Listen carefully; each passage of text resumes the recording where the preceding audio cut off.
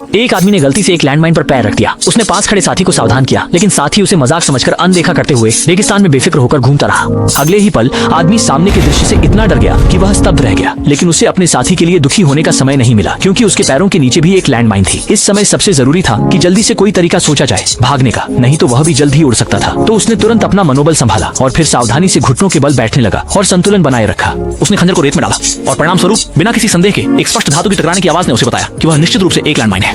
और भी बुरा यह कि अभी आदमी संभल भी नहीं पाया था कि उसके सामने अचानक एक बड़ी रेत का तूफान आ गया। आदमी ने यह देखकर जल्दी से अपनी नाक और मुंह को कपड़े से ढक लिया। फिर स्नाइपर राइफल को रेत में डालकर अपनी स्थिति को स्थिर किया, क्योंकि अगर उसका संतुलन बिगड़ता है तो कभी भी लैंडमाइन को ट्रिगर कर सकता है और तुरंत विस्फोट में उड़ सकता है। सौभाग्य से यह धूल भरी आंधी ज्यादा देर तक नहीं चली और आदमी भाग्यशाली था कि उसने इसे टाल दिया। लेकिन वह अभी भी अपनी सतर्कता नहीं छोड़ सकता था, क्योंकि कोई नहीं जानता कि रेगिस्तान में क्या भयानक चीजें हो सकती हैं। जल्दी ही पूरा एक दिन बीत गया। इस समय तक आदमी के पास जो पानी था वह भी खत्म हो गया और ऊपर से रेगिस्तान की 50 से अधिक डिग्री की ऊंचाई। आदमी जल्दी ही लगभग टूट गया।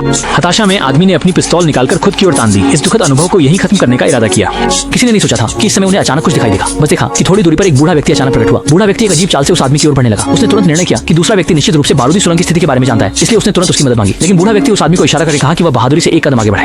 आदमी गुस्से से पागल हो गया, क्योंकि उसके पैर के नीचे ही बारूदी सुरंग थी और एक कदम चलना तो मानो अपनी जान लेना था। और बूढ़ा आदमी बिना कुछ कहे वापस मुड़कर चला गया। जल्द ही एक पूरा दिन और बीत गया। अब आदमी लगभग प्यास से मरने को था। उसकी नसें भ्रमित होने लगी और जैसे ही आदमी बेहोश होने वाला था, उस वक्त बूढ़ा फिर से आया और उसकी मदद करते हुए बारूदी सुरंग पर पांव रखा।